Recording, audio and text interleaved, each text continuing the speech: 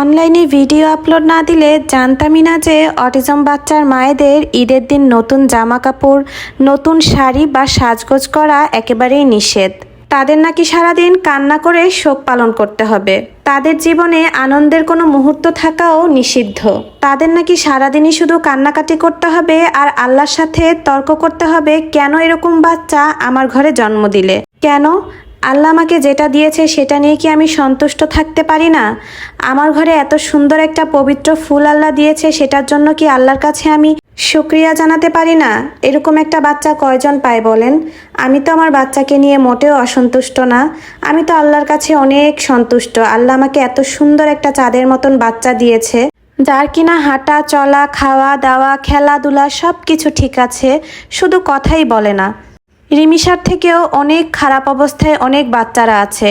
আল্লাহ আমার মেয়েকে ওদের থেকে অনেক ভালো করে পৃথিবীতে পাঠিয়েছে। আমি এতেই অনেক খুশি, আর বেশি কিছু আমার লাগবে না। এমনও তো হতে পারতো আল্লাহ আমাকে কোনো সন্তানের মুখই দেখতে দিত না, তখন কি করতাম বলেন? আল্লাহ তো আমাকে সন্তান দিয়েছে। এরকম অনেক আপুরাই আছে যারা কিনা আল্লাহর কাছে রাত দিন শুধু একটা সন্তানের জন্যই কান্না করছে। আল্লাহ তো আমাকে তাও সন্তান দিয়েছে, তাহলে আল্লাহর কাছে কেনই আমি অসন্তুষ্ট হতে যাব? যাক বাবা, আপনাদের বলে আমি বোঝাতে কোনোভাবেই পারবো না। আমার মতন আমি চলি, আপনাদের মতন আপনারা কমেন্ট করতে থাকেন, আমি ইগনোর করে যাব। যেসব আপুরা রিমিশাকে পছন্দ করো না তাদের হয়তো আজকের ভিডিওটা অনেক ভালো লাগবে, কারণ রিমিশা আজকের ভিডিওতে নেই। আমার পেজে অনেক ভিডিও আছে যেখানে রিমিশা নেই। আমার শপিং ভিডিও, আমার স্কিন কেয়ারের ভিডিও, মেকআপ টিউটোরিয়াল, আমি মেকআপ টিউটোরিয়ালের ভিডিও দেই না, কারণ আমি মেকআপ নিজেই তেমন একটা পারি না। যতটুকু পারি সেই টাইপের ভিডিওগুলো, তারপরে হোম ডেকোরেশনের ভিডিও, আমার ড্রেস মেকিংয়ের ভিডিও, এরকম অনেক ভিডিও আছে যেখানে রিমিশা নেই। আমার কন্টেন্ট শুধু রিমিশাকে ঘিরেই না, যেহেতু আমার পেজটা রিমিশার জন্য, এ কারণে বেশিরভাগ কন্টেন্টই রিমিশাকে নিয়েই থাকে।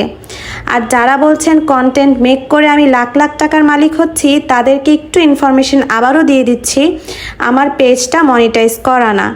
আমার পেজ যেদিন মনিটাইজেশন হবে সেদিন আমি টাকা ইনকাম করতে পারবো, এর আগে আমি এখনও 1 টাকাও ইনকাম করছি না।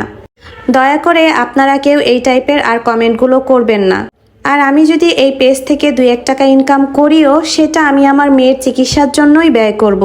আমার রিমিশাকে আমি ইন্ডিয়া নিয়ে যেয়ে চিকিৎসা দিব, তো সেজন্য আমার অনেক টাকার প্রয়োজন, যেটা কিনা আমি আপাতত যেই টাইপের লাইফ লিড করছি সেটা করে আর সম্ভব হচ্ছে না। যদি আমি একটু নর্মালভাবে থাকতে চাই তাহলে হয়তোবা আমি এই খরচটা পোহাতে পারবো, কিন্তু আমার রিমিশা এরকম লাইফ লিড করতেই অভ্যস্ত, আর ওর সুবিধার জন্য, ওর ভালো থাকার জন্যই আমার এরকমভাবে থাকা। তাই আমি এই পেজটা খুলেছিলাম, আর চিন্তা করেছিলাম এই পেজটা থেকে যতটুকু ইনকাম আসবে সেখান থেকে হয়তোবা আমি রিমিশার চিকিৎসার জন্য ভালো কিছু টাকা ব্যয় করতে পারবো।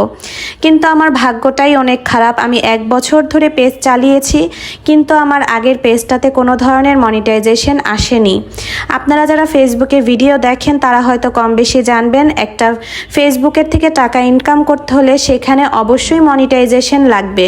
আমার একটা ভিডিওতে কি কখনো আপনারা অ্যাড দেখেছেন? তাহলে এই টাইপের কমেন্টগুলো কেন করেন যে আমি মেয়ে দিয়ে টাকা ইনকাম করছি, মেয়ে দিয়ে ব্যবসা করছি, মেয়েকে দেখিয়ে টাকা ইনকাম করছি? আপনারা কেন এগুলো বলেন তো? আমি কি একাই শুধু আমার বাচ্চাকে নিয়ে ভিডিও বানাই?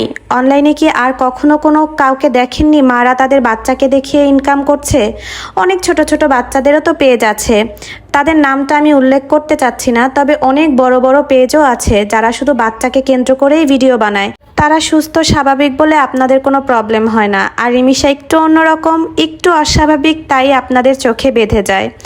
আচ্ছা যাই হোক, বকবক করতে করতে আমি তো মেকআপের কথা ভুলেই গিয়েছি।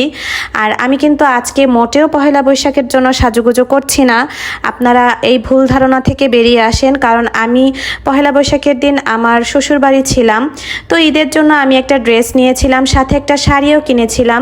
আর এই সুন্দর শাড়িটা আমি একবারও পরতে পারি নাই, তো চিন্তা করলাম একটু শাড়িটা পরে দেখি। তো শাড়িটা যখন পরেছি তো ভাবলাম একটু সাজুগুজুও করি, সাথে একটু ভিডিও মেক করে ফেলি। যদিও আমার এই ভিডিওটা আপলোড দেওয়ার ইচ্ছা ছিল না, কারণ অনেকেই অনেক ধরনের কথা বলে যে বাচ্চা এরকম আর মা সেজেগুজে রংঢং করে।